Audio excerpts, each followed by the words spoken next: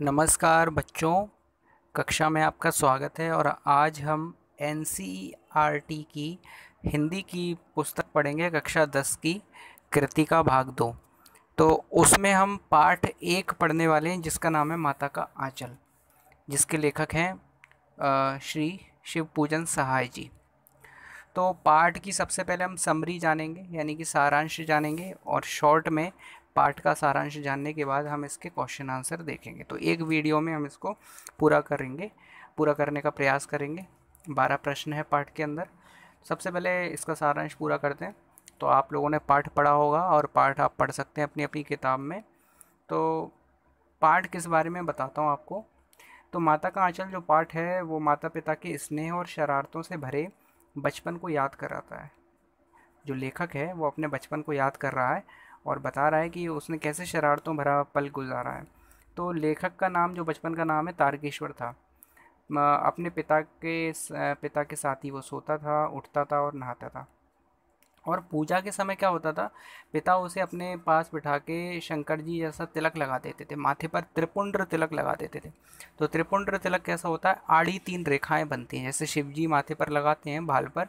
तो वैसा ही वो पिताजी उनके एक जो है भभूति का तिलक लगा देते थे और बहुत खुश हो जाते थे माथे पर तिलक लगाकर। तो अपने तिलक को बार बार, अपना तिलक जो है वो आईने में देखते थे। बड़े बड़े बाल थे, सिर पर जटाओं जैसे बंधी हुई थी, जूड़ा बंधा था, तो बिल्कुल भोलेनाथ जैसे लगते थे। तो इसीलिए घर वाले उन्हें प्यार से भोलानाथ भी कहने लगे थे, माता पिता। तो मुस्कुराते आईने में देखकर, जैसे पिताजी देखते तो शर्मा के आईना नीचे रख देते। तो पूजा के बाद पिताजी उन्हें अपने कंधे पर बिठाते और गंगा में मछलियों को दाना खिलाने के लिए अपने साथ ले जाते। अब क्या करते उनके पिताजी, एक राम नाम छोटी छोटी पर्चियों पर लिखते। लिखने के बाद उन पर्चियों को, कागज़ की पर्चियों को आटे की गोलियों में मिला लेते। तो ऐसे बहुत सारी गोलियां बनाते और गंगा नदी में जो है मछलियों को डाल के खिलाते। तो इस तरीके से मछलियों को भी पुण्य का भागी बनाते, राम नाम के पुण्य का। तो इस तरह से उनके पिताजी के साथ उनका बचपन बीता। भोलानाथ को अपने साथ ले जाते थे वो, और भोलानाथ को अपने कंधे पर बैठाकर ये पूरी सैर करवाते। गंगा नदी की रास्ते में बीच में पड़ने वाले पेड़ों की डालों पर उनको झुलाते। इस तरह से उनका बचपन बीता। तो घर आकर उनको अपने साथ खाना खिलाते। सुबह के समय जब ये सैर सपाटा हो जाता, वापस घर आते, तो उनको अपने साथ खाना खिलाते। तो पिताजी जो कौर खिलाते वो माँ को छोटे लगते। माँ का जो वो है, ममता है, उसके आगे उनको पिता का जो प्यार है वो छोटा लगता। क्यों लगता? पिताजी जो निवाले खिलाते थे वो कहते थे, माँ कहती है ये तो बड़े छोटे निवाले हैं। तो पिता क्या जाने बच्चे को कैसे पाला जाए। तो इस प्रकार से माँ एक तंज कसती और थोड़ा सा ताना मारती और कहती कि लाइए मैं खिलाऊंगी इसको।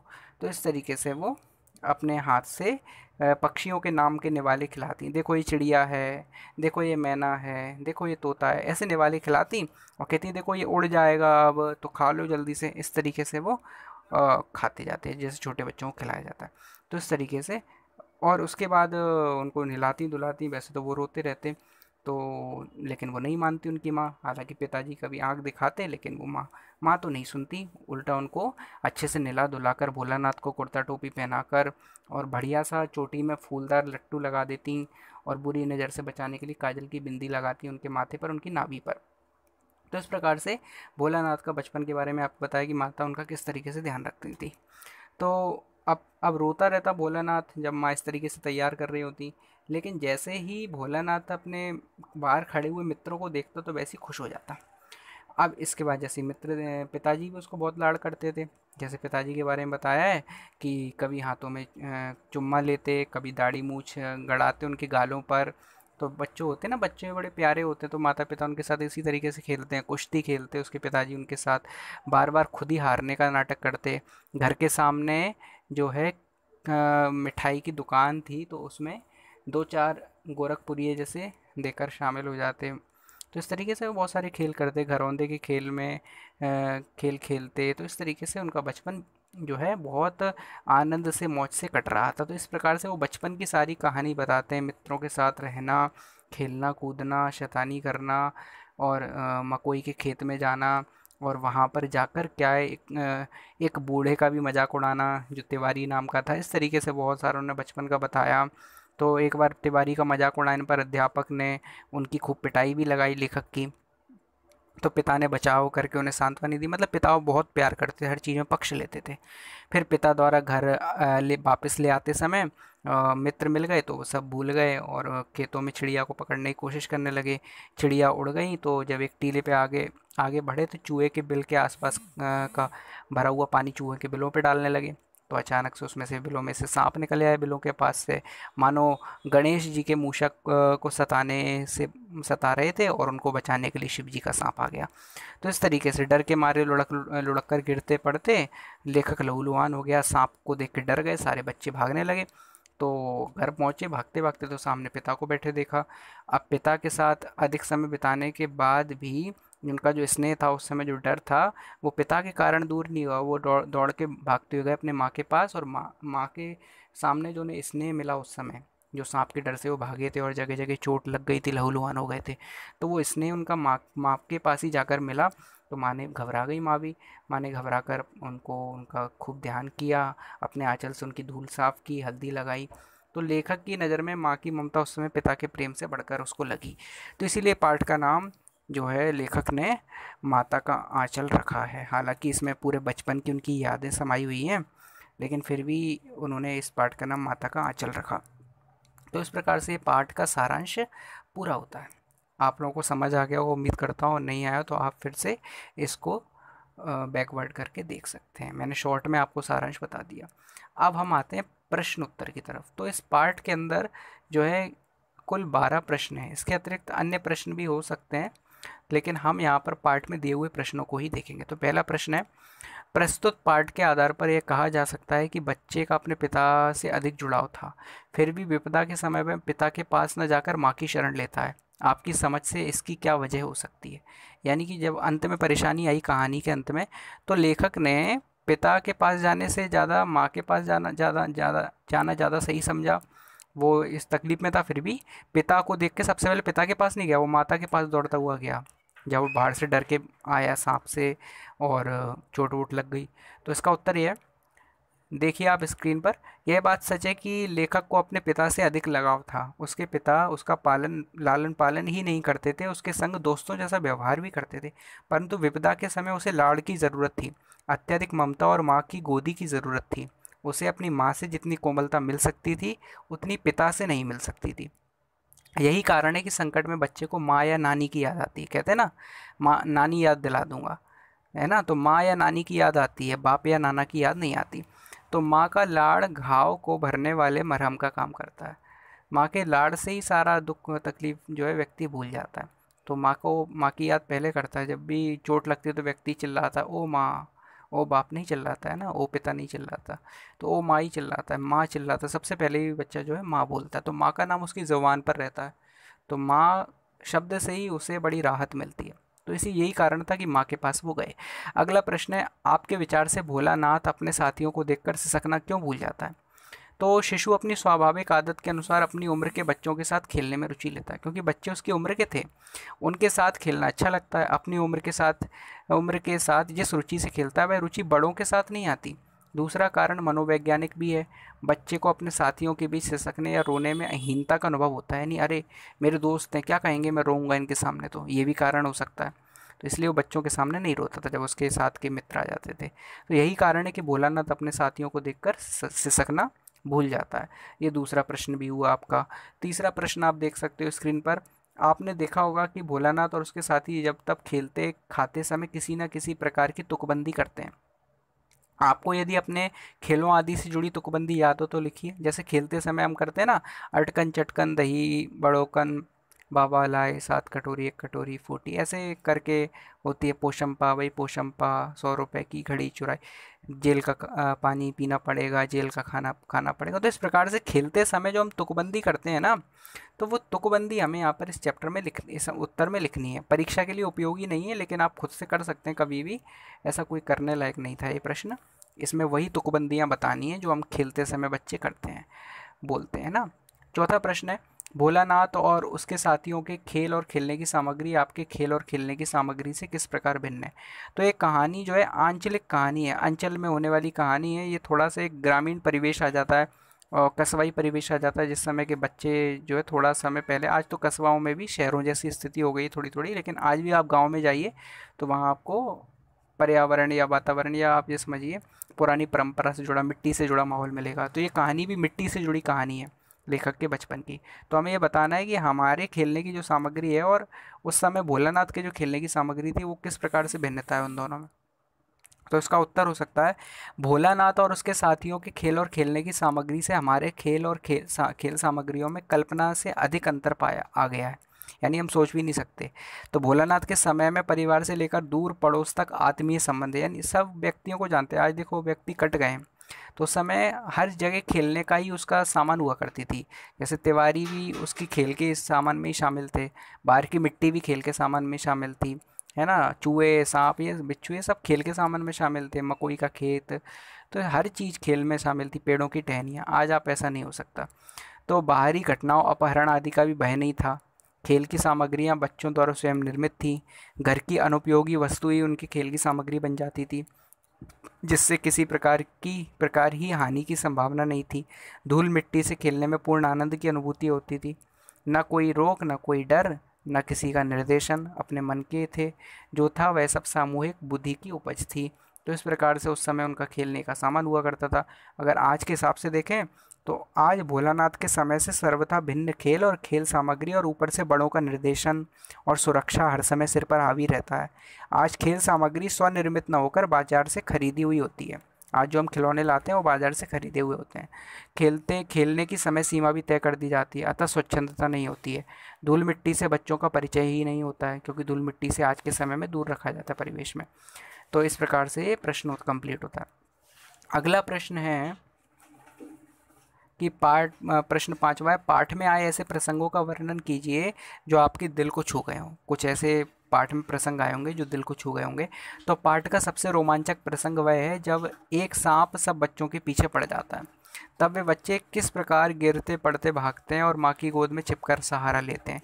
यह प्रसंग पाठक के हृदय को भीतर तक हिला देता है। इस पाठ में गुदगुदाने वाले प्रसंग भी अनेक हैं। विशेष रूप से बच्चे के पिता का मित्रतापूर्वक बच्चों के खेल में शामिल होना मन को छू लेता है। जैसे ही बच्चे भोजन, शादी या खेती का खेल खेलते हैं, बच्चे का पिता बच्चा बनकर उसमें शामिल हो जाता है। पिता का इस प्रकार बच्चा बन जाना बहुत सुखद अनुभव है, जो सभी पाठकों को गुदगुदा देता है। यानी एक अलग ही सुखद अनुभूति है जो उस समय पिता बच्चों के साथ बच्चा बनकर खेलते हैं। तो ये पाँचवें प्रश्न का उत्तर है। अगला प्रश्न है, इस उपन्यास के अंश में 30 के दशक की ग्राम्य संस्कृति का चित्रण है, यानी 1930 के आसपास, 1920-1930 के आसपास की जो गाँव की संस्कृति थी उसका चित्रण है। तो आज की ग्रामीण संस्कृति में आपको किस तरह के परिवर्तन दिखाई देते हैं, आज जो गाँव में संस्कृति वो कैसे बदल गई है, ये हमें बताना है। तो उत्तर है, आज की ग्रामीण संस्कृति को देखकर और इस उपन्यास के अंश को पढ़कर ऐसा लगता है कि कैसी अच्छी रही होगी वह समूह संस्कृति, जो आत्मीय स्नेह और समूह में रहने का बोध कराती थी, यानी सबके साथ में रहने का एहसास कराती थी और उस फीलिंग्स को बढ़ाती थी हृदय में। आज ऐसे दृश्य दिखाई नहीं देते, आज कहीं भी ऐसा कुछ दिखाई नहीं देता।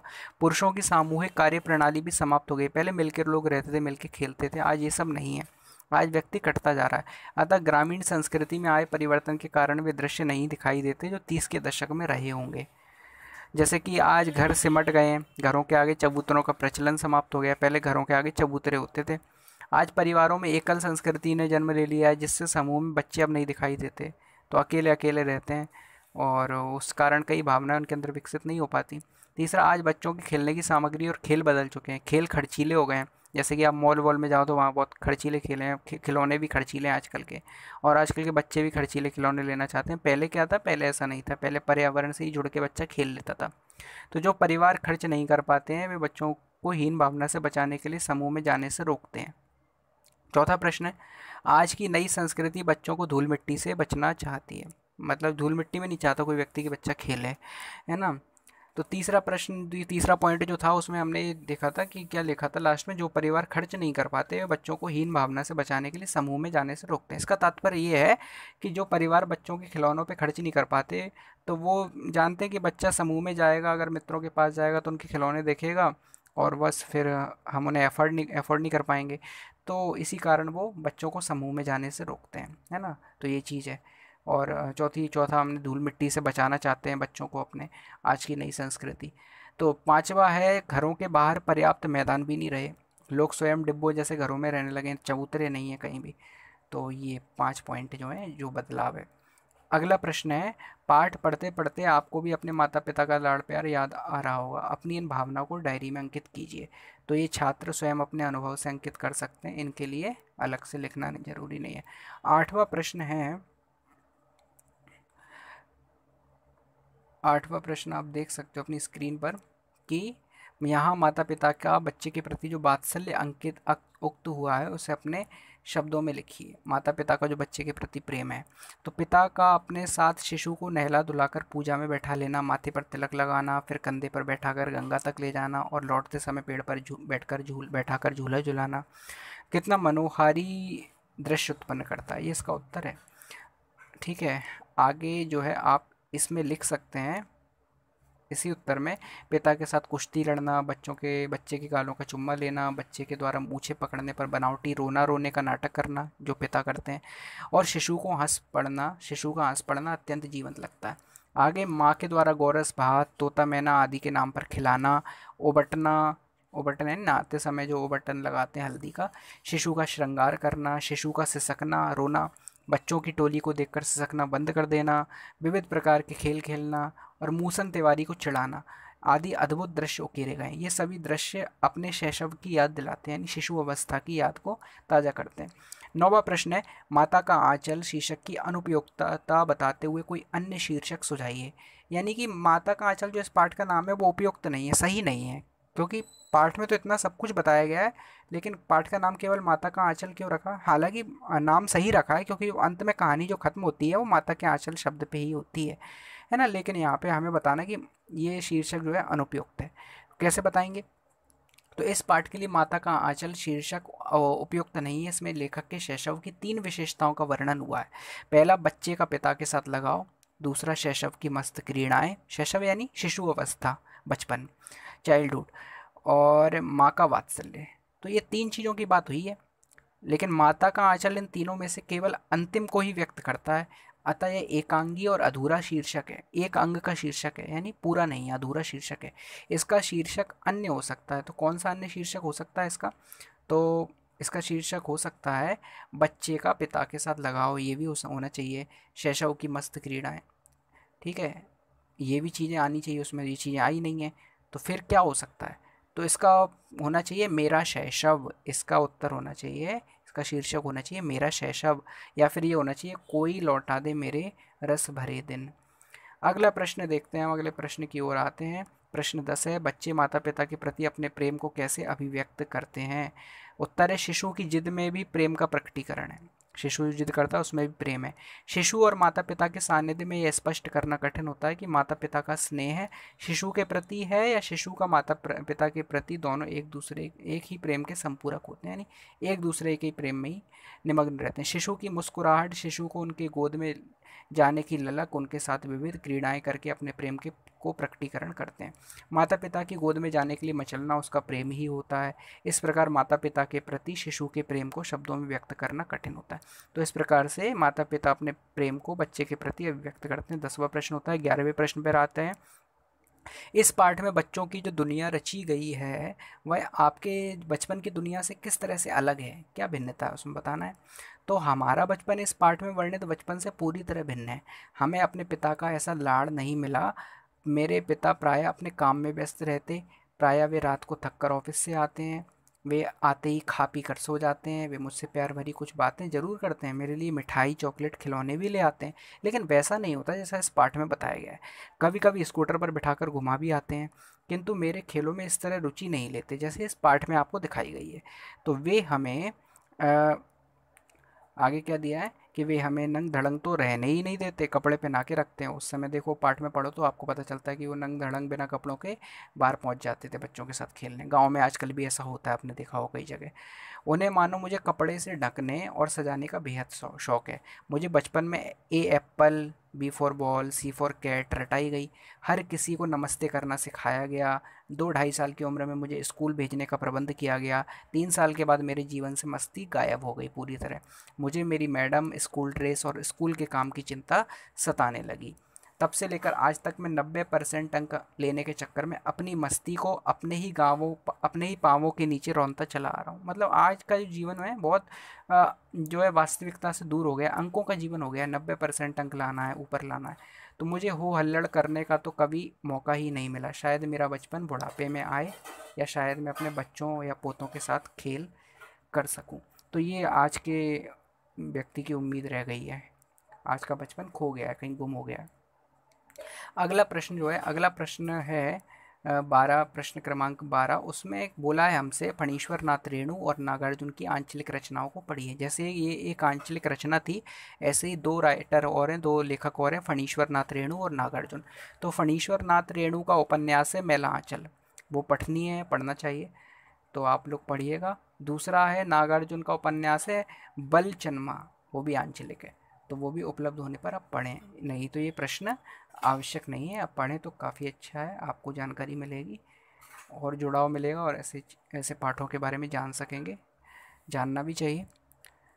तो इस प्रकार हमने ये पाठ संपूर्ण किया, और आप लोगों को कुछ नहीं समझ में आया तो उसको फिर से बैक करके देखिए। उम्मीद करता हूँ समझ आ गया होगा, और चैनल को सब्सक्राइब ज़रूर कीजिए। आगे अगले वीडियो में अगले पार्ट को जानेंगे, अगले पार्ट में मिलेंगे। तो तब तक के लिए धन्यवाद।